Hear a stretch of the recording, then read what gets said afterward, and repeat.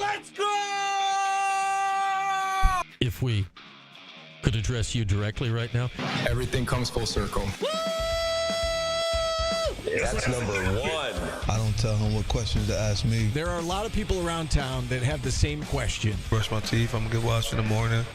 I can't confirm or deny. You know, just keep going a little bit longer here, Mike. You keep going a little bit longer.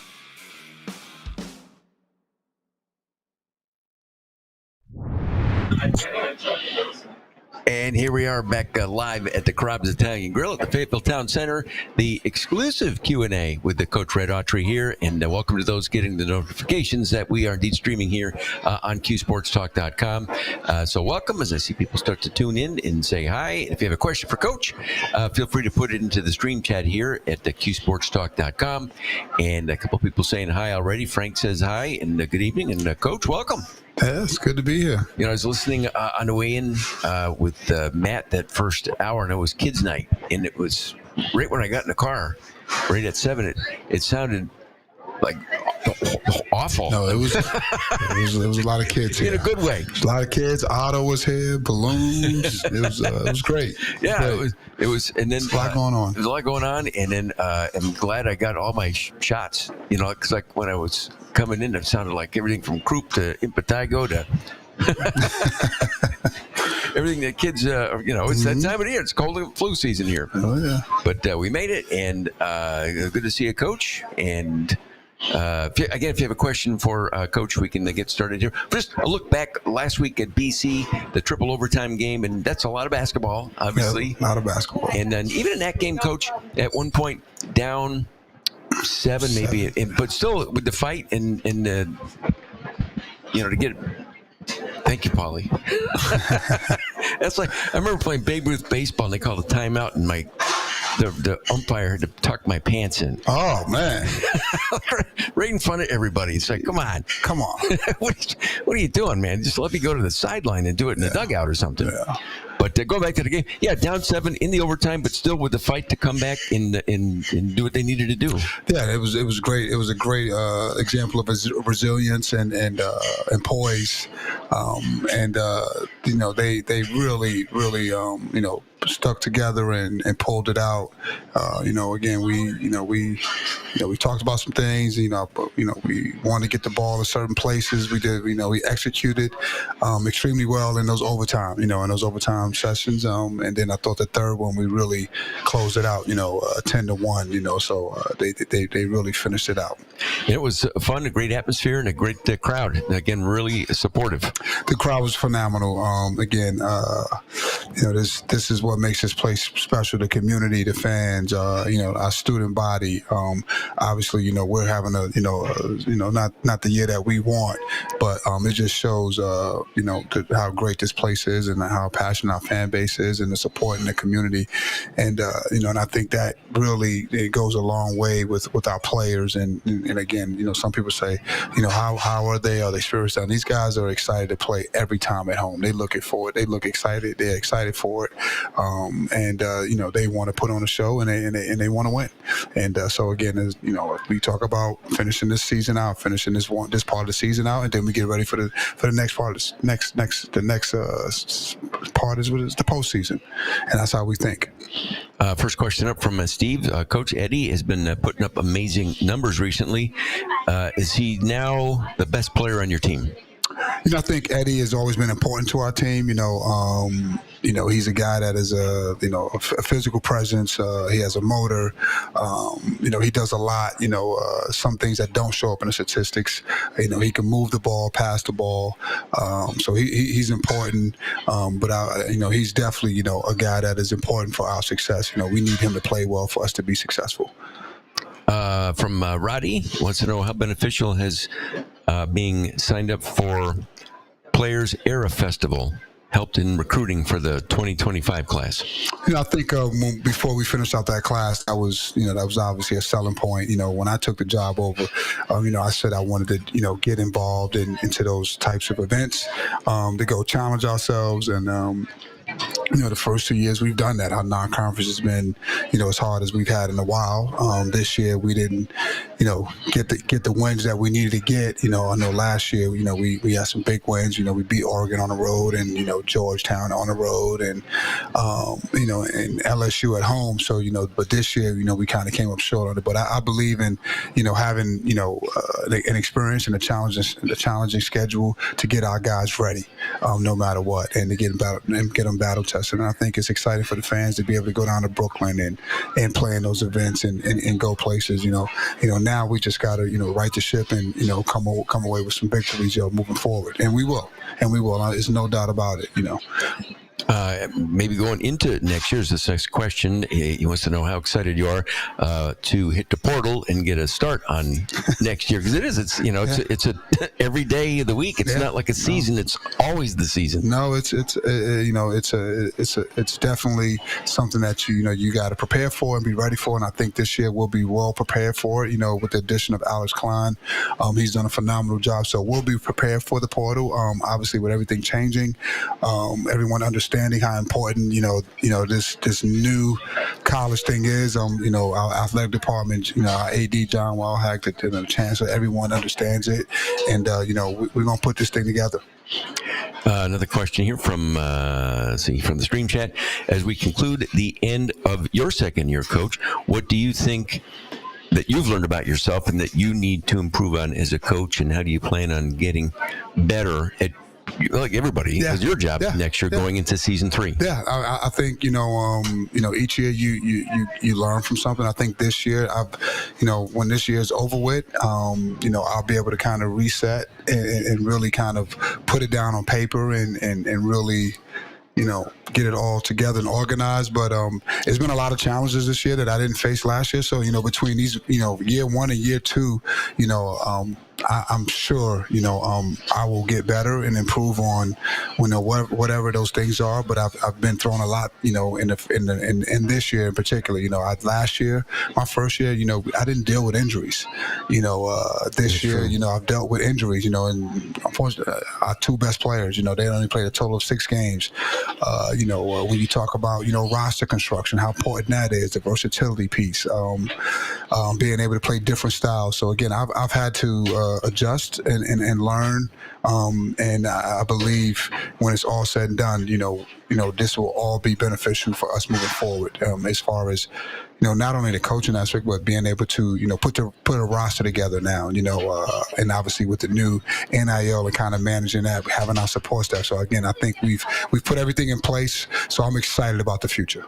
Now, do you, at the end of the season, whenever that happens to be, or do you go to are there coaches conferences? Are there guys other coaches that you have like your own retreat with maybe, and just kind of talk about all this kind of stuff with? It's you go down to the Final Four. That's a big thing. You have conventions, rule change committees. You have a lot of things going on. Now you can catch up with your mentors there typically sometimes, but it's still a lot going on. And it's the portal, so you're still working on. But typically when I decompress, it's me going somewhere, or me, maybe right when the season's over with, me going to a game or going to a practice at the NBA, or, talking to, to some people and having some questions. Last year I had some questions, but this year I really have some questions and some things that I want to really pick, some of my mentors' brains about ideas and things going forward. So, I think this year I'll be a little bit more, I'll have more to do quicker. This one here, Coach. How much would you say the Miami game being on the road impacted the result? Also, were there any tired legs from the triple overtime game? Combination of those two? I mean, it's probably not the optimum. Yeah, no, I didn't think Miami, people, it's a distraction, or, they're down in the sun. I thought we handled that well. We were in California for a week, so I didn't feel that, and obviously as a coach, we tried to prepare, give them that balance to have the fresh legs. So I didn't think that we were fatigued at all. And again, Miami's a good team. I mean, I know their record doesn't say that, but they have a lot of talented players, and if you follow them very closely, they were in a lot of games. So obviously they didn't win a lot, but it sounds, contradictory, but, you win on the road, it's always tough to play on the road no matter what. And Miami, since midseason when Coach Larrañaga stepped down. Since then, they've been playing better together with the interim coach and just as a team gelling a little bit better this time of the year. Yeah, again, I mean, we didn't go down to Miami and say, hey, we're just going to show up and they were just going to lay down. They want to win too. They're competing too, and they're trying to win, and they have pride and they have all that stuff too. So, again, nobody's just going, roll over and say, hey, again, and that's what we came up short, and that happens, and we got to get past that and get ready for Carolina, which we're doing right now. This one here, Coach. What's your pitch to fans on the sideline on why they should invest in the NIL? If you were in front of a group of investors, how would you word that for them? I think the investors and what we're doing and the experience and what Syracuse tradition is about, I think it's an electric place, an electric community, and you have a chance to impact it. And typically, your stakeholders are the people that have followed this, this brand of Syracuse basketball. For us to get it back to what we enjoyed and what we loved and the memories and the excitement and things like that, you have to invest in it now. It's not just the buildings. It's really having the resources to be able to pay the players if you want to get the best players and you want to have those exciting times and recreate those things. We have to be able to be competitive in that field, and then all of our tradition and all that other stuff will come, is a part of it. But it's a thing that people want to come to Syracuse. Again, we've been in so many recruiting battles, and haven't had a chance. We've come up short we've come up short, and that's just the reality of it. But moving forward, if we want to change, and get back to that standard, we got to have that investment, not only from the school, but from the community now and the businesses. This one here, and I actually caught a little bit of the SMU game with Michael Carter-Williams doing broadcasting, and he's an analyst now. And that's the question, like, have you had a chance to see him, and what do you think of him and Eric and Coach Boeheim as analysts when you see them or hear them? Or have you had a chance to? I haven't had a chance. I've seen Michael. Typically when we are playing, he's kind of in the studio, and at that time my mind is getting ready for the game. And I've heard Coach do the Clemson game, one game. He was pretty good. He was pretty funny. He was talking about his food. Yeah. He was talking about his dinner. And I was like, that's Coach. And I think Michael is really doing a good job from what I hear. And then, it doesn't surprise me. He was always a smart young guy, smart young man, and articulate. So I'm just happy to see, excited for this. Always excited to see our former players, begin and get involved in, that second part of their when their playing days are over, to see them doing stuff and being around the game and still loving the game, and having insight and being able to be, productive. And Michael's sporting a pretty good beard there, and this is like a playoff beard. Yeah, he got a beard, and he got a little ponytail, right? He let the hair grow out. Yeah. So, yeah. Carmelo just got an NBA studio job with the NBC. Oh, he'll be good. He'll be good. Melo's good. I like his podcast. I listen to his podcast. Pretty good. Any guys who are that good and have been that good at something for so long have so much insight to put into it. I think Eric is doing a great job. Eric is phenomenal. He's phenomenal. He does his insight and Eric is Eric. And that's what I love about him. And I always say, you can't be, you can only be the best version of yourself. And I think he does a great job of it. This question here: any thoughts of bringing like a Tim O'Toole type of coach, like a guy with a lot of knowledge and he's been here before, obviously, as an assistant back in the day?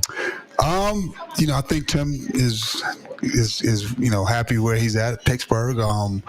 When you talk about, adding staff members, those are things that, have not, been discussed or even talked about. I love my staff. I think my staff is phenomenal, with the addition of Dan Engelstad and Brendan Strawn and Alan Griffin, and obviously the addition of Alice Klein and, Eugene. And, we have a very, very good staff. And I think everyone will start to see the impact of our staff as we move forward.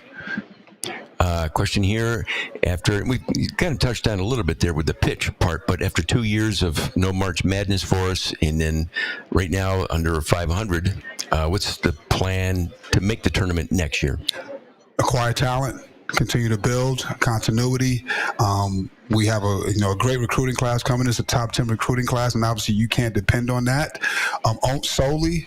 But I think we'll be able to retain some guys from this year's team, and then you build on that, and we'll have the resources to build on that. That's the great. We'll have the resources, and we'll have opportunity, and so it's a lot of excitement. Moving forward. Again, I think when you really kind of look at things as someone taking over. I think the one thing is that obviously I played here and I was under I was with Coach, but I'm doing my thing now and trying to put my personal spin on it. And it's hard, because people still lump those years in with me, and that's okay, but I think like anything, year 3 is a year you can really start to see the difference, and I think people will see the difference. I think everything that is been put in place to make that difference with what I talked about. This one regarding the Miami game. Obviously, you put up 84, and that should be enough to win, and then the defense just didn't perform. But that's the question. If I can find here, I'm just going to paraphrase because I lost it here. Are they trying hard enough on defense? It's kind of the question. It's kind of the question here. I'm paraphrasing it. Well, they are. Could they? They're trying. Obviously, when you give up 90 points, you say, are they trying hard enough? But Miami's a good offensive team. They're an explosive offensive team. That's never changed. From that aspect. So it was a challenge, but the guys are trying. Obviously, I think focus needs to be better. I think we need to be more connected. Defense is not just one guy; it's 5 guys moving together and working together on the communication and things like that. And I think again, we do it in stretches. We do it in stretches. We just haven't done it. Consistently for 40 minutes. And that's where, we've been going back and forth because, we, like you said, 84 points is a lot of points, and, it's enough points to win, especially on the road. We had Griff on yesterday, and I was telling him that, when you're watching at home and you get excited and the other team, in this case Miami, going up the court and you're yelling from the couch, stop him, stop. And he said, well, that's what we're doing on the bench too. Same thing. It sounds the same thing on the bench as it does on your couch. I mean, we're just as frustrated as everybody watching when things aren't going as planned. Yeah, I mean, again, this is we're playing against good teams. And when you again, you're in competition, you're trying to, encourage them and implore them, you prepare them, you practice with them, you create these things every day in these scenarios, and you practice these scenarios. So you just gotta, again, and sometimes it's, to me, sometimes, offense impacts defense. North Carolina coming next, obviously, on Saturday, and I heard you and Matt talking about last year's win, great win against a very talented North Carolina team a year ago. That was the exact same. It's February 13th, a year ago. Oh. So today's the February 13th, so 1 year ago tonight. Yeah. Talented team. They have great guard play. Probably not one of their biggest teams that they've had in the past, but still a tough team. Defensively, they get after you. They push the pace. They run on made baskets. They create turnovers. They made on. They run on steals and made baskets. So that's the one thing. North Carolina, you got to have your track shoes on, ready to get up and down.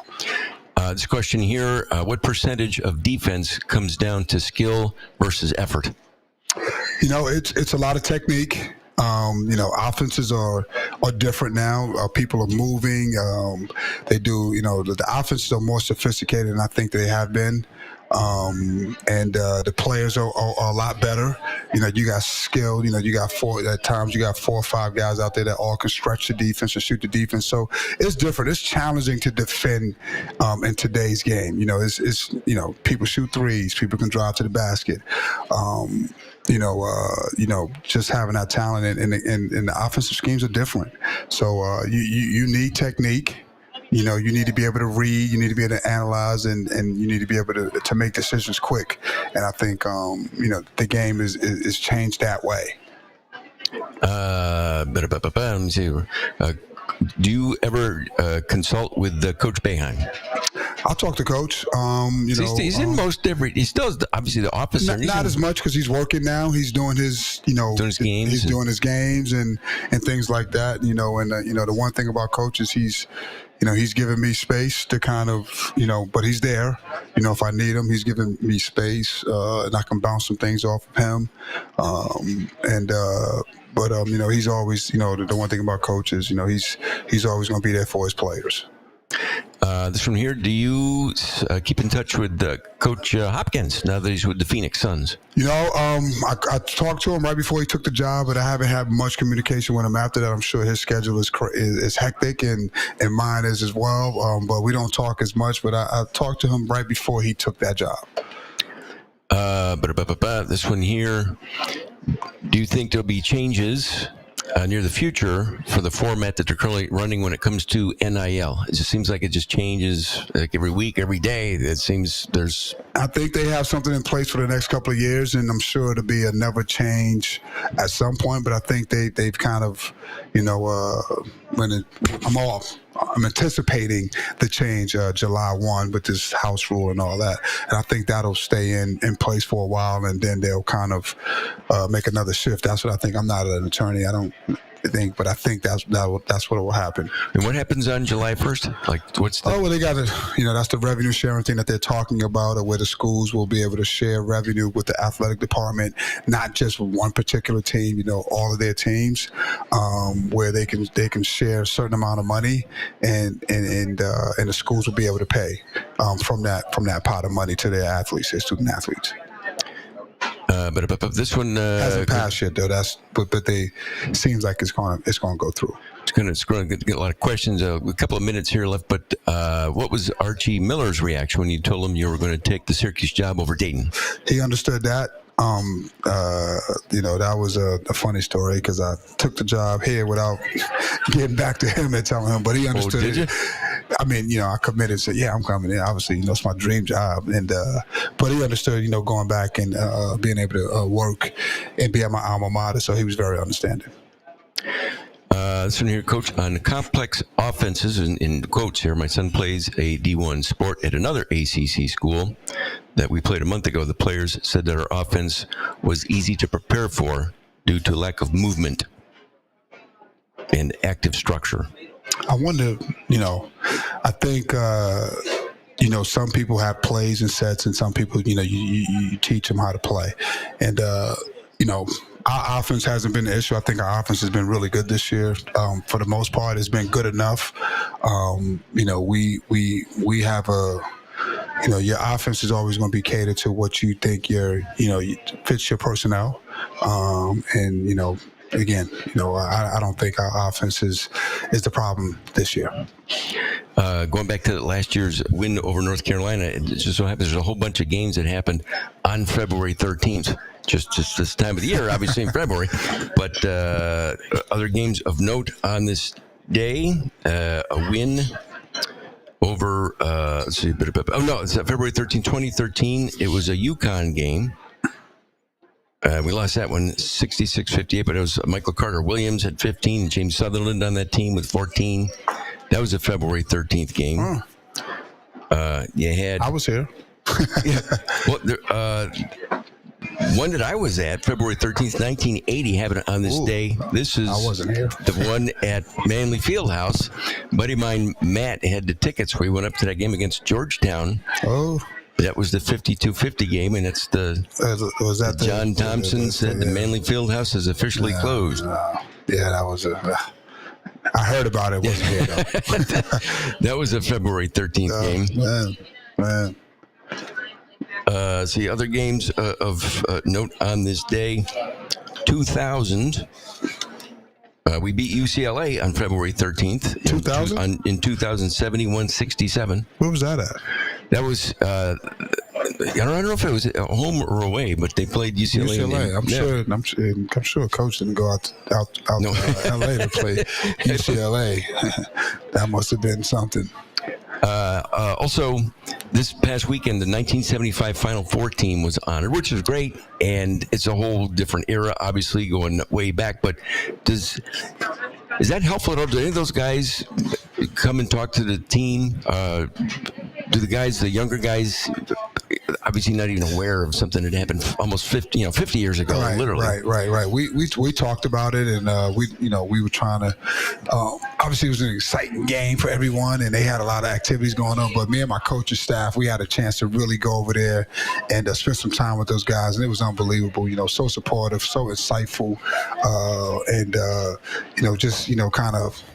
Uplifting our staff. I had some great conversations. Coach Boeheim was over there. Obviously Jim Lee and Rudy Hackett and all those guys. It was a good time over there.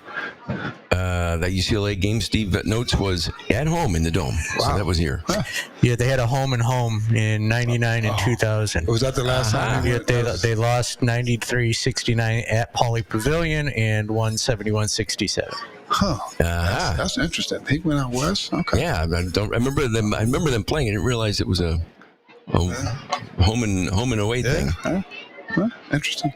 Well, North Carolina coach on Saturday night, 6:00. Last year we knew the big names: Armando Bacot and R.J. Davis. He's still there. R.J. Davis is still there.